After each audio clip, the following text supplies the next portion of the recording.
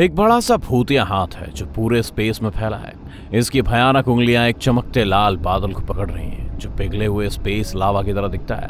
हालांकि ये सीधे तौर पर किसी साई-फाई मूवी का सीन लगता है। ये 100% असली है। एक बहुत बड़े सुपरनोवा विस्फोट में एक बड़े सितारे के गिरने के बाद ये हाथ तैयार हुआ। बूम ने एक नया तारा बनाया जो एनर्जी से भरपूर है। स्टार की एनर्जी इतनी ज्यादा है कि इसके विस्फोट से मलबा इसके चारों ओर घूमना शुरू हो गया। इसने सुपरनैचुरल दिखने वाले हाथ को बना डाला। हाथ इतना बड़ा है कि यह भारी भरकम 150 प्रकाश वर्ष तक फैला है। जहां तक लावा जैसे स्ट्रक्चर का सवाल है, यह असल में सिर्फ एक बड़ा सा गैस का बादल है। वैसे जबकि ये डरावना लग रहा है, ये पूरी तरह से हानि रहित है और आप आज रात सो सकते हैं बिना इस चिंता के कि एक बड़ा सा भूतिया आसमानी हाथ आपको बिस्तर से बाहर खींच रहा है। अंतरिक्ष की गहराइयों में एक अजीब और गरीब तारा छिपा हुआ है जो बेतरतीब ढंग से चमकने लगता है और बंद हो जाता है। इसे टैबी स्टार के रूप में जाना जाता है और इसकी लाइट बेहद अनियमित अंतराल पर और असल में अलग अलग समय के लिए डिम होती है। इसके कारण के बारे में बहुत सारी थ्योरी है, मीटियर शावर से लेकर बाहरी अंतरिक्ष से होने वाले दखल तक। कॉमेट शावर का आइडिया जल्दी से खारिज कर दिया गया। कॉमेट से निकलने वाली धूल जो लाइट को ब्लॉक करती है कुछ महीनों बाद चली जाती है। दशकों में टैबी स्टार धीरे धीरे फीका पड़ रहा है, इसीलिए इस मामले में टाइम की बात सही नहीं लगती। ये प्लैनेट्स में भी नहीं हो सकता क्योंकि कोई भी प्लैनेट इतना बड़ा नहीं है कि किसी तारे की इतनी लाइट को ब्लॉक कर सके। वर्षों की अटकलों के बाद वैज्ञानिकों ने आखिरकार इस अजीब घटना के लिए एक सफाई खोज ली है। डिमिंग और ब्राइटनिंग असल में स्पेस की डस्ट का नतीजा है। तारे के चारों ओर डस्ट का एक रिंग है जो अक्सर टेम्परेरी तरीके से इसकी लाइट को ब्लॉक कर देता है। 2019 में अपने मिशन के 8वें दिन चीन के लूनर रोवर ने हमारे चंद्रमा की दूरी साइट पर कुछ ऐसा खोजा जिसने पूरी दुनिया का ध्यान खींचा। लूनर क्रेटरों के एक समूह के चारों ओर एक पाथ को नेविगेट करते हुए इसने चंद्रमा के होल्स में से एक के अंदर कुछ अजीब छिपा हुआ देखा। ये जेल की तरह एक रंगीन पदार्थ था जिसका हमने पहले कभी सामना नहीं किया था। यह अजीब सामग्री एक रिच ग्रीन कलर की थी और हीरे की तरह चमक रही थी। इस अजीब पदार्थ जिसका आकार 50 सेंटीमीटर गुना 15 सेंटीमीटर को एनालाइज करने के 1 साल बाद साइंटिस्ट आखिर एक फैसले पर पहुंचे। चमकता इफेक्ट ग्लास से आता लग रहा है। अंतरिक्ष में यह आमतौर पर लूनर इम्पैक्ट के पिघलने की वजह से आया है। इसका मतलब यह है कि यह ज्यादातर किसी कॉमेट या चट्टान से आया जो चंद्रमा से टकराया और टक्कर खाकर पिघल गया। लेकिन जब यह संभावना कि अजीब पदार्थ सिर्फ पिघली हुई चट्टान है, वैज्ञानिक 100% श्योर नहीं है। ऐसा इसलिए है क्योंकि तस्वीरें खराब रोशनी में ली गई थी और दूसरे फैक्टर भी हैं जो तस्वीरों की क्वालिटी पर बुरा असर डालते रहे। ये भी अभी स्पष्ट नहीं है।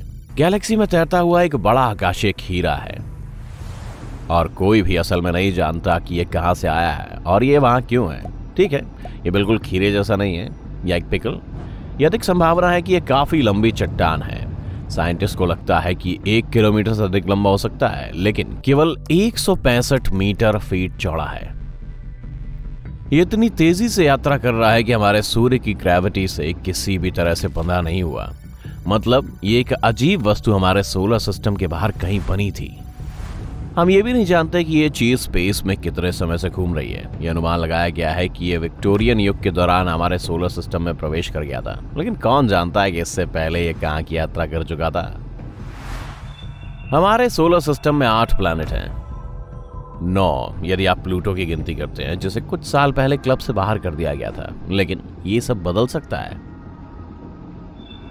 हो सकता है कि हमारे सिस्टम के बीच में एक बहुत बड़ा सीक्रेट वर्ल्ड छुपा हो जिसे साइंटिस्ट नोवा ग्रह कह रहे हो। यह अनदेखा प्लैनेट नेपच्यून से काफी दूर हो सकता है। वहां ऑर्बिट्स के अनबूझे क्लस्टर हो सकते हैं और यह छिपा हुआ नोवा प्लैनेट इसका खुलासा करेगा। यदि ये प्लैनेट मौजूद है तो ये पृथ्वी के आकार का 10 गुना होगा। सूर्य का चक्कर लगाने में कम से कम 10,000 वर्ष लगेंगे और हमारे होम प्लैनेट से 200 गुना अधिक दूर बैठेगा। यही कारण है कि इसे पहचानना इतना मुश्किल है क्योंकि इसकी तस्वीर लेना लगभग असंभव है। 2019 में प्लैनेट के जिस एरिया में होने की संभावना है उसका 30% खोजा गया था। बाकी एरिया को कवर करने में कम से कम 2 साल लगेंगे। इस बीच हम अपनी सीटों पर बेसब्री से इंतजार करेंगे। नहीं, धरती पर अजीब रेडियो तरंगे पहुंच रही हैं और साइंटिस्ट हैरान हैं। ये तेज रेडियो बर्स्ट अचानक, अस्पष्ट और केवल कुछ मिलीसेकंड्स के हैं। हमने पहली बार 2007 में अजीब सिग्नल्स को उठाया था और तब से वैज्ञानिक अपना सिर खुजा रहे हैं।